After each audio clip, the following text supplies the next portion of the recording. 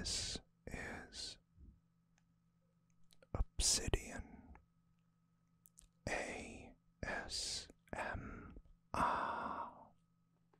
Don't forget to like, subscribe, and hit the notification bell for future videos.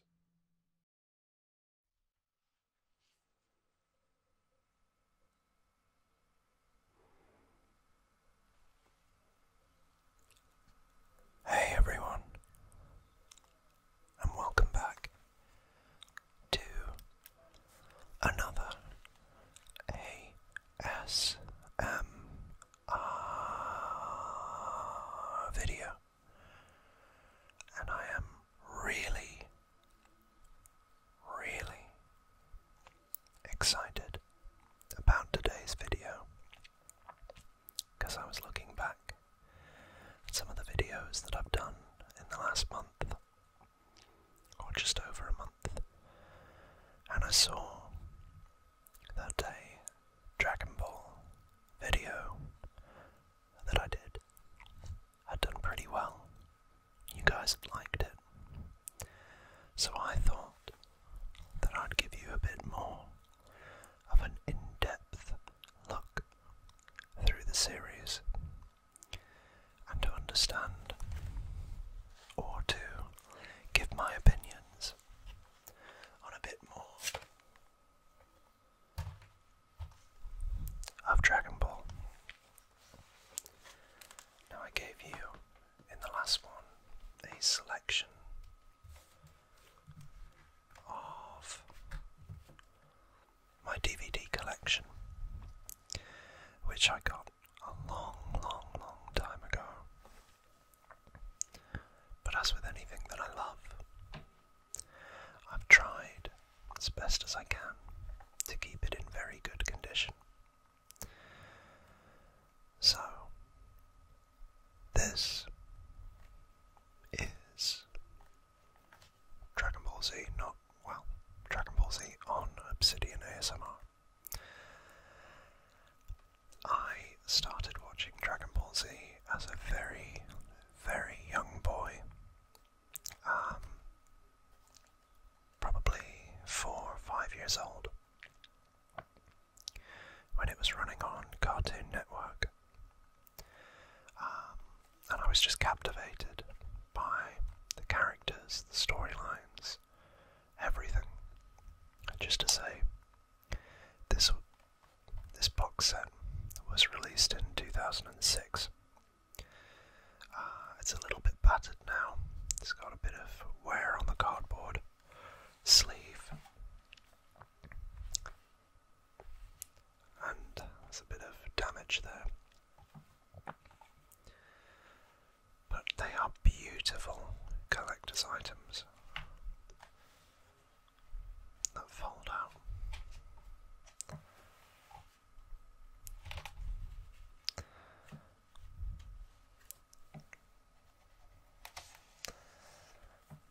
What I thought I'd do is I'd talk you through what happens in each series.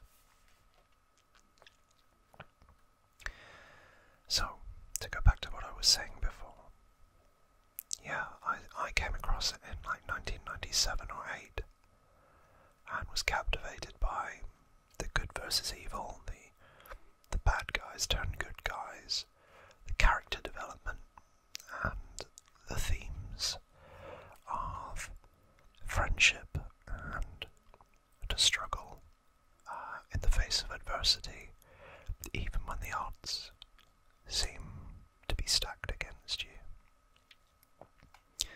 and to always maintain your inner child and your sense of fun. Obviously, the series follows Goku, but he has an ensemble cast of supporting characters. His best friend Krillin, or Kuririn in the Japanese, Piccolo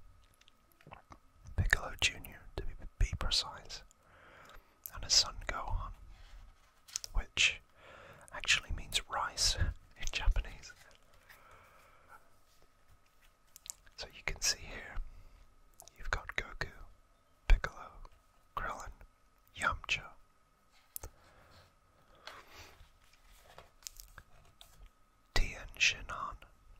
Chotsu, Yajirobe, Gohan, and then the Master Roshi and Bulma.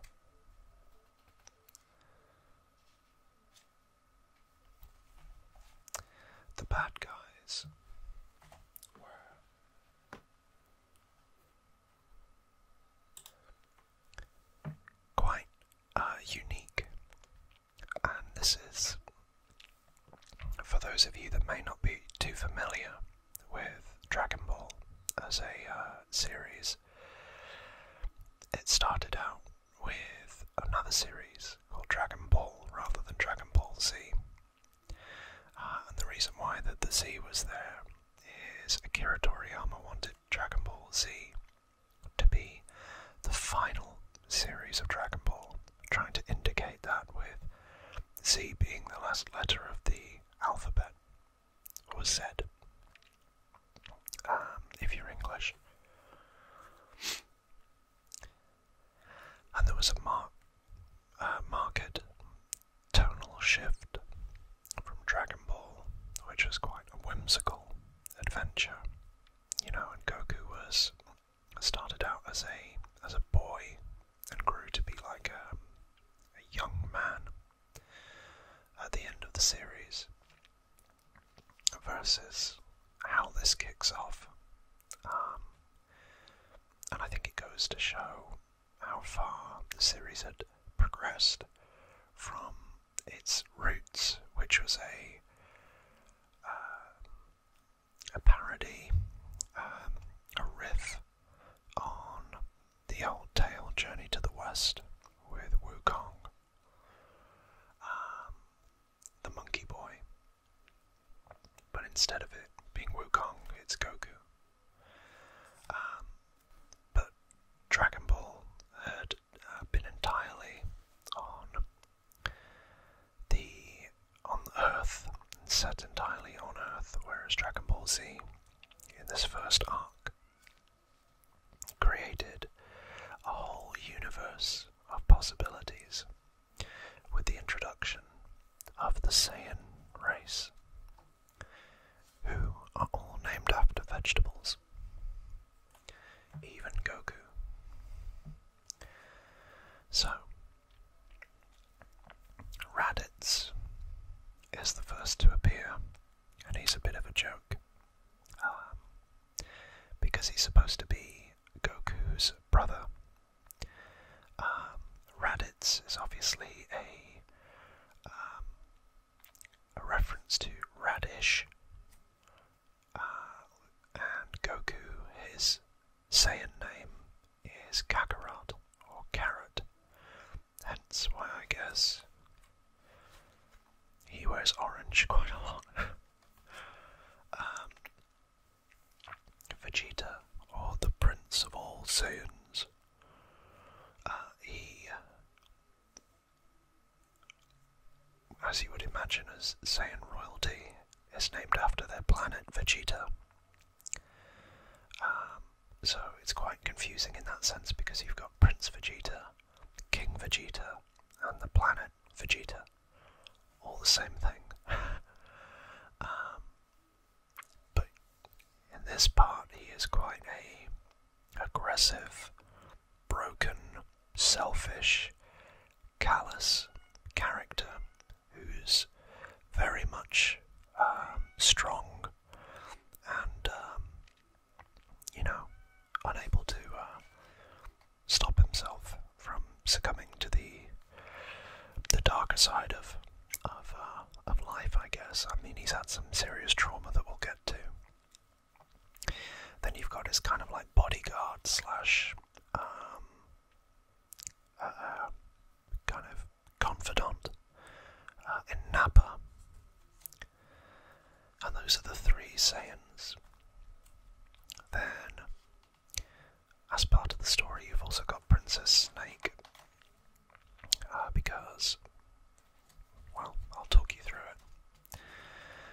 Raditz appears effectively trying to recruit Goku to help the Saiyans with their job, which is taking over planets or destroying the indigenous population and then selling the planet to the highest bidder. The Saiyan race had been wiped out because the majority of them were on their home world of Vegeta, which exploded. So they're trying to recruit Goku as a way of bolstering their force. But when Goku was a child, because he was originally sent to Earth to do just that, kill everybody on it, and then prepare it to be sold.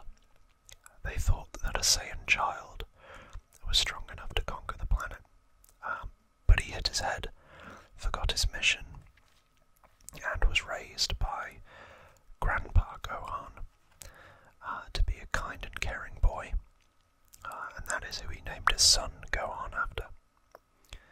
So basically Goku turns Raditz down, and then he gets into a fight with Raditz after Raditz decides that he'll take Gohan instead and train him to be a killer, a Saiyan warrior. Piccolo, Goku's most recent rival, turns up to help. They get into a fight, Piccolo loses his arm, and then he fires a special beam cannon, which allows for Raditz to be defeated, but it also kills Goku, who's holding him in place in the process. Whilst Goku is dying, Piccolo vows to train Gohan, who showed quite a lot of potential in that fight through his emotions and his rage. Whilst Goku basically makes his way through the afterlife. But before Raditz dies, he warns that there are two other Saiyans, Nappa and Vegeta, and they will arrive, I think, in a year at the planet. So all of the other Z warriors start training in preparation to see off the Saiyan threat. And during that, Piccolo has to deal with Gohan, who has a tail, and all Saiyans have a tail. As you will see there, the tail is wrapped around their midriff, and this allows them to turn into an Uzaru, or great ape, if they look at the moon. And those things are huge.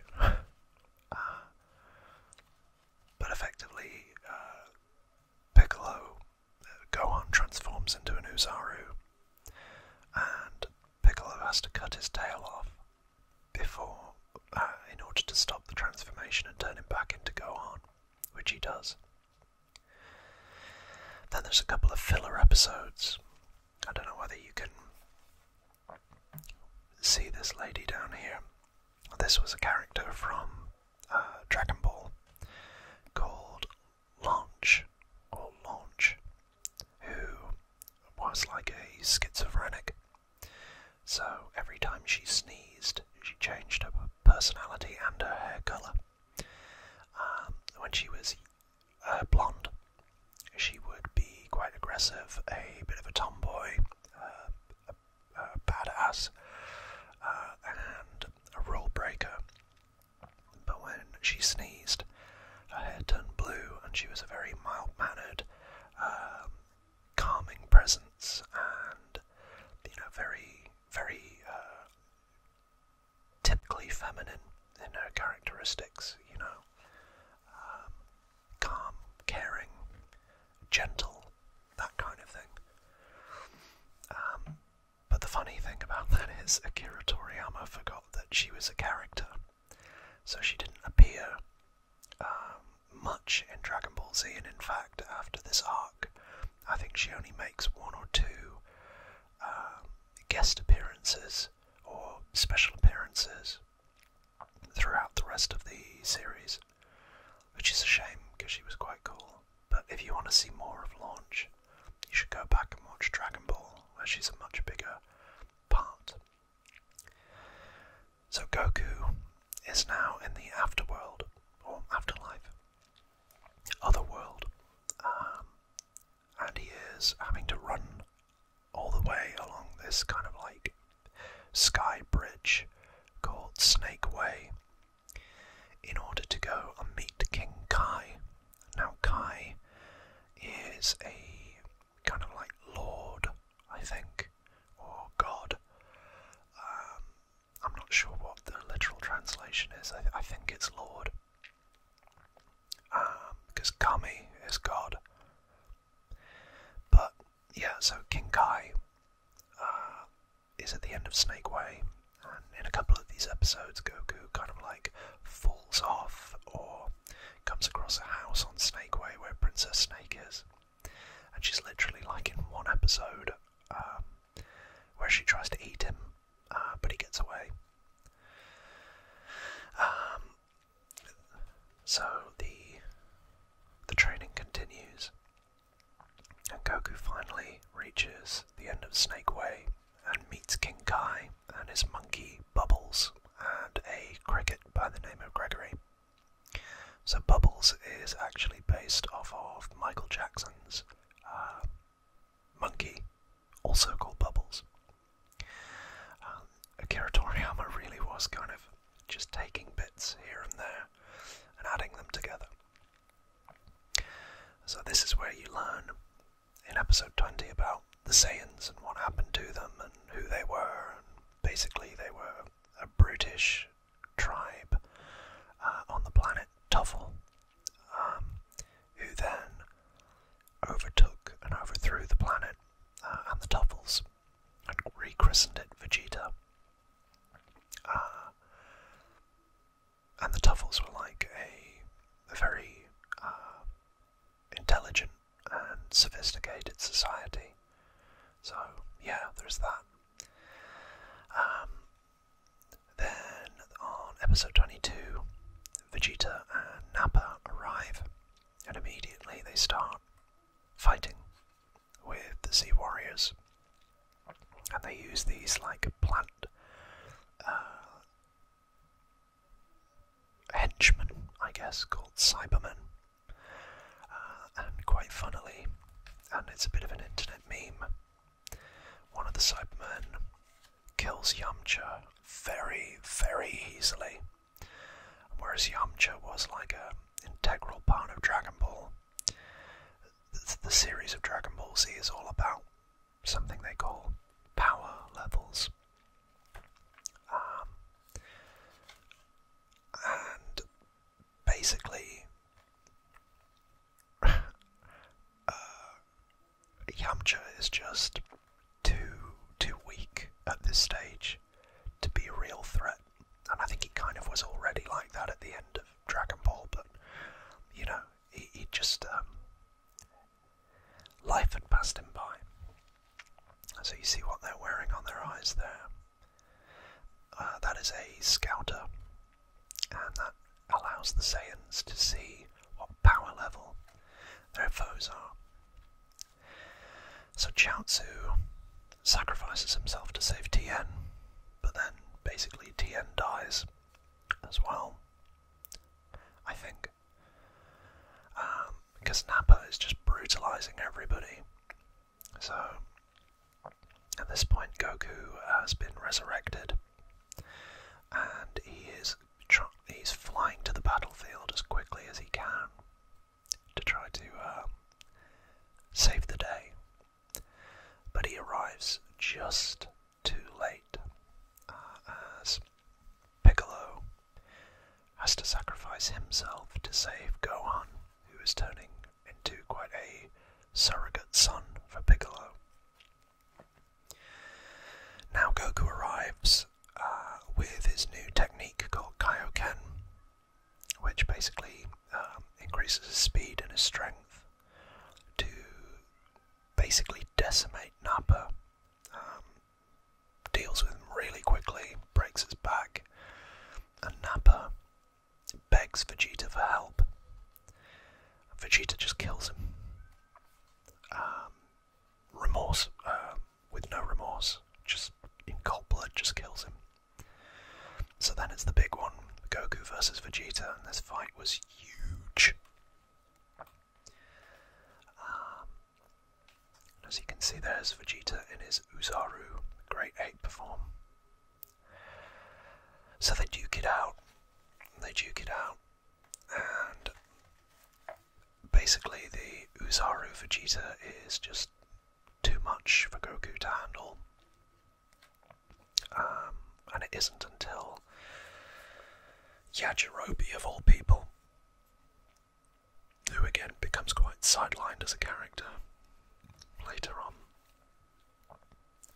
comes to the rescue and stealthily cuts Vegeta's tail, so he turns back into a normal person. The momentum in the fight shifts. So, while this has all been going on, Krillin has been gathering a spirit bomb, which is like the good energy of all of the people on the planet, creatures on the planet, everything like that gathered up into a ki blast, which is like an energy blast. And he unleashes that onto Vegeta, and it looks like it's killed him. But interestingly, it doesn't kill him. It almost kills him, but he's still in the fight. And that leads to that's quite interesting in and of itself, because it's a bit of a hint of what's to come in terms of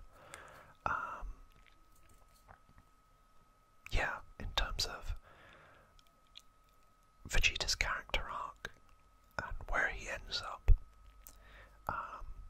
which I like. In retrospect, it's quite cool. So then Gohan transforms into a giant ape again after his tail somehow has grown back.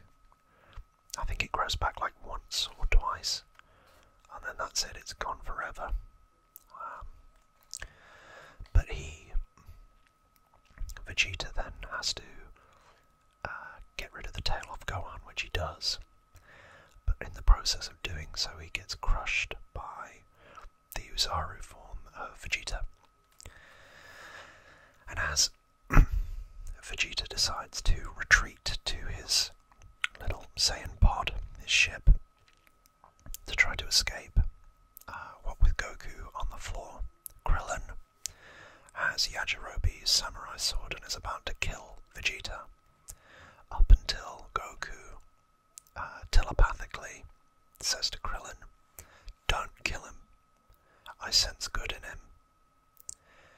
And Krillin, against his better judgment, agrees to let Vegeta go, which Vegeta does. And that is the end of the Saiyan arc. These 3 episodes are leading into what comes next, which effectively is the Namekian Saga. But the rule is that you can only be resurrected by the Dragon Balls. I think it's 2 or 3 times. And some of the people that had died weren't able to be revived. And also, key point, the Dragon Balls are created by Piccolo and his alter ego, or his counterpart, Kami. When Piccolo died, Kami disappeared. They have to be together. They have to live together. So when they disappeared, so did the Dragon Balls. Meaning that the people that died, Yamcha,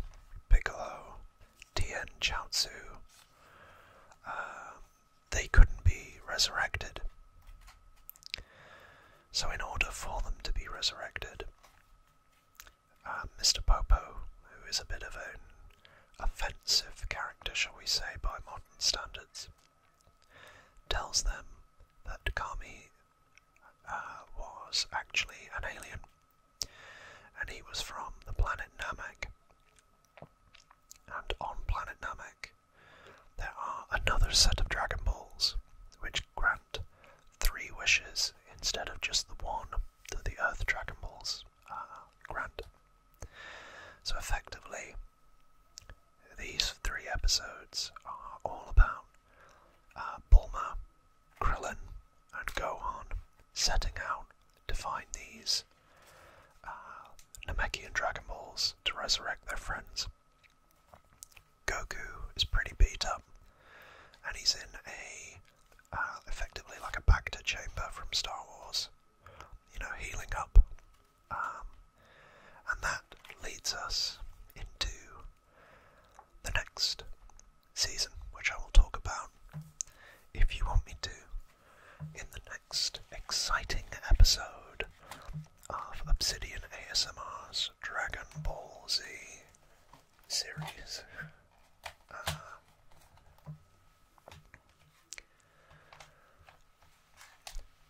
As you can probably tell, I absolutely love this, and I still do.